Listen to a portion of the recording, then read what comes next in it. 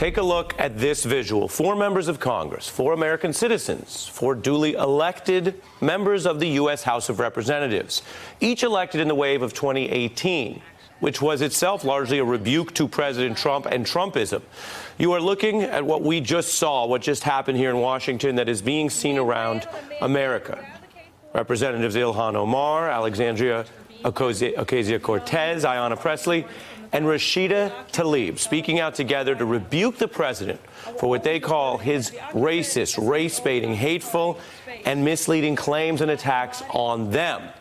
And when they came to that lectern within this last hour, it was the first time the 4 joined together to respond. The recent tweets and words from the president are simply a continuation of his racist and xenophobic playbook. This is the agenda of white nationalists. This country belongs to you, and it belongs to everyone.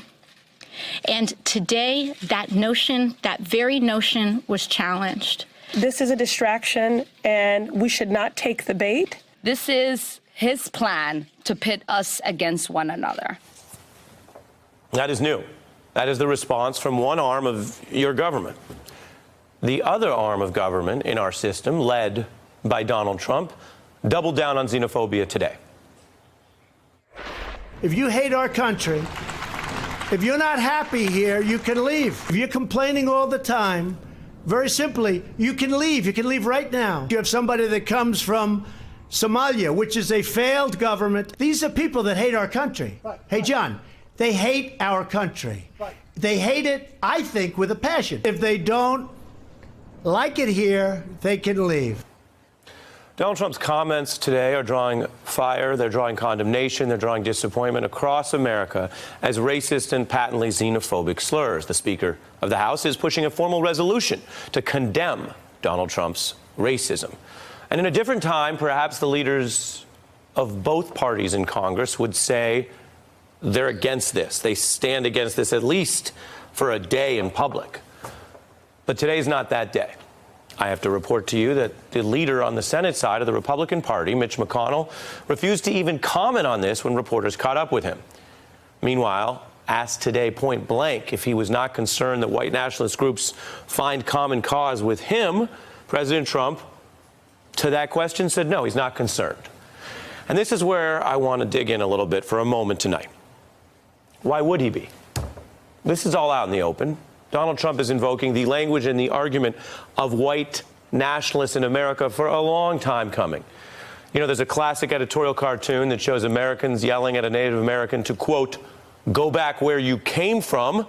But since every non-Native American is an immigrant, in this cartoon world of events, the Native Americans responds, you took the words right out of my mouth. But this history goes beyond logical games and arguments and cartoons. This history is very real. When the United States fought over segregation, when troops were called in to protect black children who just were supposed to go to school in Little Rock, the New York Times reported on a 15-year-old black teenager surrounded then, this was the front of the paper that day, surrounded by a reportedly, quote, jeering crowd. And the Times reports that several troops had to use their clubs to push that crowd back to prevent anyone from molesting her. Quote, don't let her in. Go back where you came from, that crowd yelled. When a Black Panther activist went to protest the Attica prison in 1971 to draw attention to how people are treated in prison in this country, and issue we think about today, she relayed the reception she received there. Quote, we were threatened at gunpoint and told go back where you came from. Or when the famous pianist Walter Herzog, who fled the Nazis in Europe to come to our country, to come here to America, and then when asked, he refused to perform for an Alabama promoter who, he learned, it turned out, wanted to ban black Americans from that concert. He told that promoter, you're as bad as the Nazis. And they said back to him, go back where you came from. Go back. That's what those white nationalists told a Jew who fled the Nazis and wanted to simply stand up for equality right here in America, in our country. That's the ugly history in the context of the sitting president telling American citizens and the opposition party to go back where they came from. Everyone knows what he's saying. So when what he says is met with silence by literally hundreds of Republicans in Congress, it raises the deeper questions that go beyond Donald Trump. Take this Southern paper today, the Charlotte Observer, asking, are you okay with a racist president, Republicans? I'm joined tonight for a discussion on this, former Solicitor General of the United States, Neil Katyal, Tiffany Cross, managing editor of The Beat DC, no relation, I should mention, political analyst Michelle Bernard, and Adam Green, co-founder of the Progressive Change Campaign Committee. What does this language mean to you? It's repulsive. When you take it bit by bit, one of the first things I did today after hearing the second presser that the president had today was I went to take a look and see what Rush Limbaugh was saying, because to me that gives us a really good sense of what many people on the right are seeing and feeling. And one of the things he's saying is, number one, don't blame this on the president. Don't be mad at the president. Blame it on the media, because the left-wing media is against us. You know, he says Donald Trump isn't racist. Donald Trump didn't mention color. He didn't mention race. These are anti-American, anti-Israel, horrible, horrible women. And they should go back to the places where they came from. And what it says to me is America was built on the backs of black men and black women who didn't want to be here. And when they wanted to go back to Africa, they were not allowed to do so. Black women were raped. Black men suffered all types of atrocities. We built this country. There is absolutely no reason for any of us to leave. America is as much our country as it is anyone else's. And the question I have for Mitch McConnell and all the Republicans who did not come out and say anything about what the president said today is this what today's Republican Party stands for? What happened to the big tent? So I completely agree with you. I do think, though, we have to acknowledge that, I'll quote my friend Michael Eric Dyson here and say Frankenstein was the doctor, not the monster. This is the monster that the GOP created, and we have to acknowledge that. This didn't begin this year. This certainly isn't the first time that we have a white nationalist in the Oval Office of this country. This isn't the first time that we've had white nationalists walking the Capitol Hill. But we see right now, this is what happens when we're silent. I would even go a step further and say this is the first time that the media has been so bold to say the president made racist comments. Oh, not comments with racial undertones. Yeah. Not things that some people found racist. I think had we called a thing 2 years ago when this president kicked off his campaign by calling Mexicans rapists and drug dealers, had we called a thing in 2011 when he talked about Obama being a birther, had we called a thing decades ago when he called for the murder of the Central Park Five, the now exonerated Five. And, you know, in honor of being here with Ari, I'll quote the great urban philosopher Nasir, otherwise known as Nasir Jones, and say evidently it's elementary. They want us all gone eventually. These women represent millions of people. When he says go back to where you came from, he's not talking about these four lawmakers. He's talking about you and me and you and you. And all their constituents. And their constituents, exactly. Very well put. We don't have Nas on this program tonight, but we do have Professor Dyson later in the hour, so an appropriate reference to think on a serious topic. I want to now play briefly the president saying, yes, he's fine with the white nationalist agreement. Take a look, Neil. Get out of my country. Get out. This is not about you. I'm a U.S. citizen, too. When a man later identified as 36-year-old Christopher Nelson called her an ISIS expletive and said that I will cut your throat. Go back to your... That many people saw that tweet as racist and that white nationalist groups are finding common cause with you on that point. It doesn't concern me because many people agree with me. And all I'm saying, they want to leave, they can leave. So I think that there's a political dimension, a historical dimension, but I think the reason why you get these comments creating such resonance in the country is because of the personal dimension. I think, you know, I don't talk personally on your show much, but I think anyone who has brown skin hears these comments all the time. For me, it started when I was 3 years old, when my mom was pulling out of the car and pulling out of the driveway, and someone knocked on our door and said, "Go back to your country." And you have a memory of this in your life. It was my first memory of 3 years old, and I want you to contrast that as you speak to the public memory, because we'll pull it and put it back up. I mentioned at the top of the show the Little Rock Four, and the New York Times reporting that what they were saying then to them, what our earlier panelists mentioned, you're saying they've said to you. Yeah, not just then, but my mom laughed when I was 3. I remember this very vividly. That was her response, just utter, sheer laughter. But I think this is different because this is, of course, not some rando on the street. This is the President of the United States doing this and taking comfort, like in that clip, by saying, well, lots of people think what I'm saying. That's not a defense. That fundamentally disqualifies him to be the President of the United States. He is such in a war with our constitutional values. And Ari, you're right. This is the land of Little Rock and Selma, of Dr. King, of Abraham Lincoln, of our 14th Amendment and our Declaration of Independence. And this president doesn't get any part of that. Yeah, and this is it, as I mentioned, because what you're talking about is what people have lived and what they hear. And speak, if you would, Neil, and then back to the panel. As we look at this was the history. Surrounded by a jeering crowd, go back home, they said to someone who was home, as you were alluding to.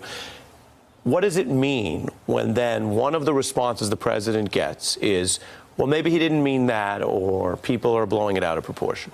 Yeah, it's not out of proportion. I mean, it's fundamentally inconsistent with what it means to be an American. You can look at Ronald Reagan's, one of his last speeches when he was president on November 7th, 1988, in which he says, this is put up on my Twitter right now, which is, you know, you're fundamental, you can be a Frenchman and come here, you're now an American. But this is not what he says. And, you know, this rhetoric, it's not just when I was 3. Ari, I get these emails every day. I get calls every day saying, go back, Mohammed lover, go back to Pakistan. They don't really understand where people with brown skin are all from. Right. You know, but, you know, this is something that lots of Americans experience every single day. And that's why I think this is getting a resonance in the way others do. And you and I have talked about, you know, Mueller and, you know, obstruction of justice and conspiracy. And all that's important. But this is a conspiracy against our constitutional values. And the fact that you get that every day, I think it's something to note that the scariest thing about the president's comments today was the applause from the audience. Yes. The other scary thing is all the people at home who were applauding. The other scary thing is the deafening silence we see from a Republican Party who controls a branch of our government and a lot of the judiciary.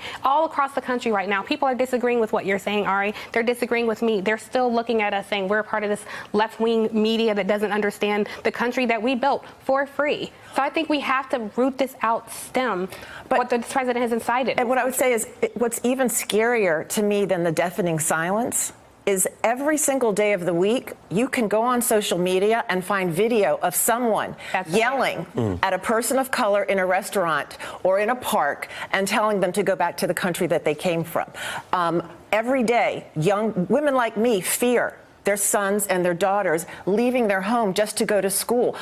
Just recently, I just told my son in advance of something he was getting ready to do to be careful and don't play music too loud, and showed him the story on the news about the man who thought a young black boy was playing his rap music too loud and slit his throat. This comes from the top, and it trickles down. Talk about trickle-down economics. This is trickle-down murder.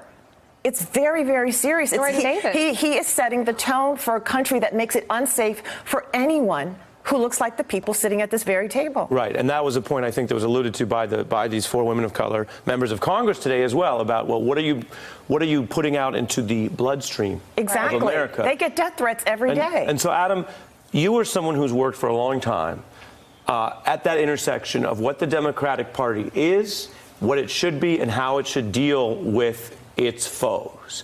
And 5 or 10 years ago, where your group was, a lot of people in this town said, too far, and you're too negative or cynical about the modern Republican Party. Certainly that was how people viewed your group in the Obama era, and here, I think it's fair to say.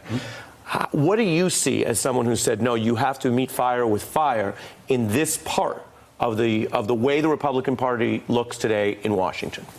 Well, first, before getting to that power dynamic, I think it's important to just acknowledge the moral moment that we're in. And as the one guest here who does not have black or brown skin, I think it's important to say that white people need to call out white nationalism explicitly. White people need to call out racism at this moment explicitly. And that's the bare minimum we can do.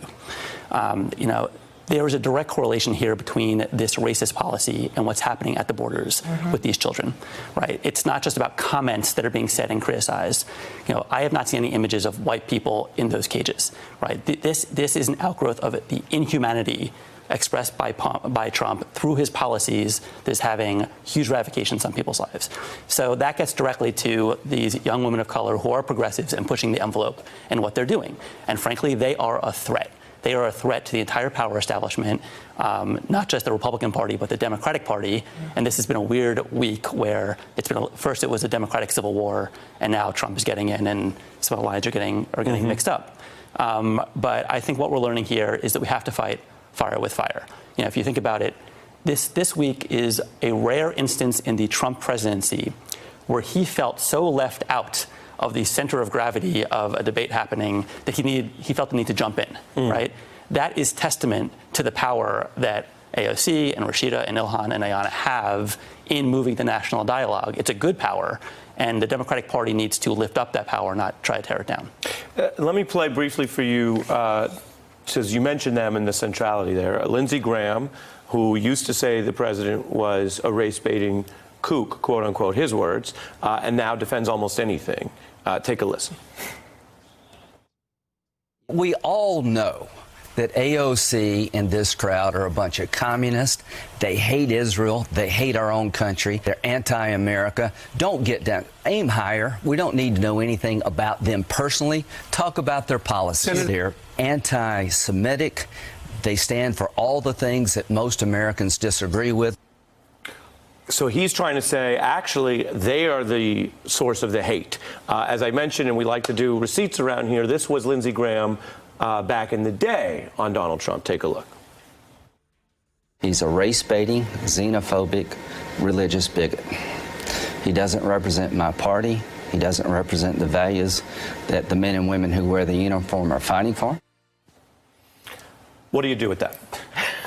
Well, I saw my friend Adam Jettleson, a former Harry Reid staffer, today call out Steve Baines, a Montana Republican senator, for making the same comment. He pretty much said, don't bring Jews into this. Don't try to whitewash this racism today by invoking Jews out of nowhere. You know, Lindsey Graham would have a lot more credibility to say anything if the first words out of his mouth were, this is white nationalism, this is racism, this is wrong, I condemn it.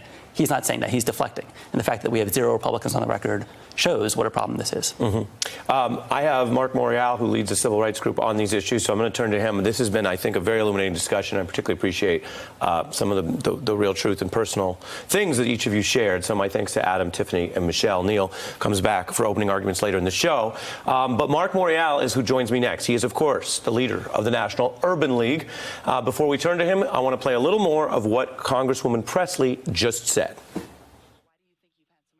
I encourage the American people and all of us in this room and beyond to not take the bait. This is a disruptive distraction from the issues of care, concern, and consequence to the American people. Mark Morial, as mentioned, is here.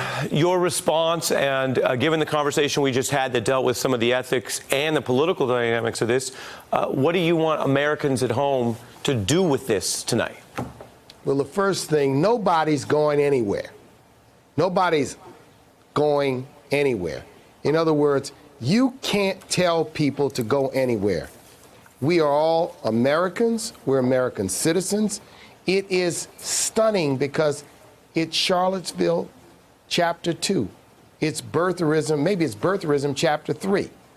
It's just a continuation of a pattern.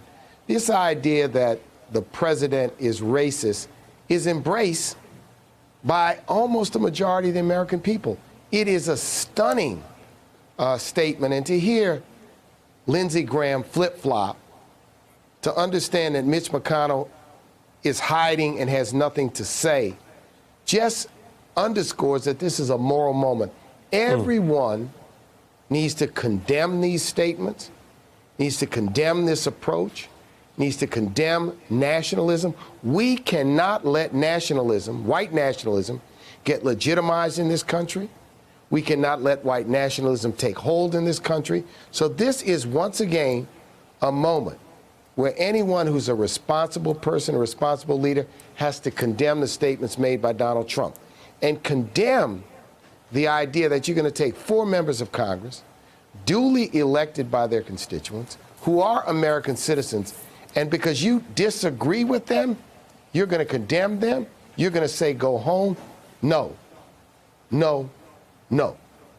You mentioned the silence and what a moment this is.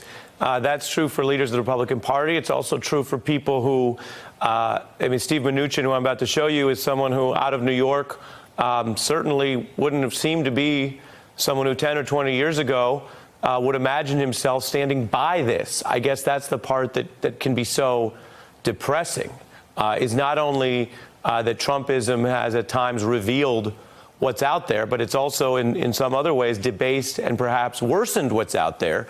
Take a look at Mnuchin today.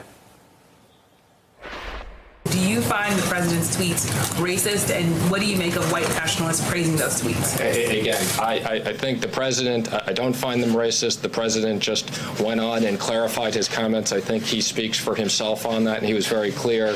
But again, we're focused on cryptocurrencies. I don't want to make light of anything on a serious night, Mark, but we're focused on cryptocurrencies. It's not going to age well. Go ahead. It's ducking and dodging. It's ducking and dodging. It's evading. It's avoiding. Steve Mnuchin knows this is racist. The American people know this is racist. But not only that, it's unacceptable. It's beyond the presidency. Look, you could say to every European American, go back. African Americans were brought here.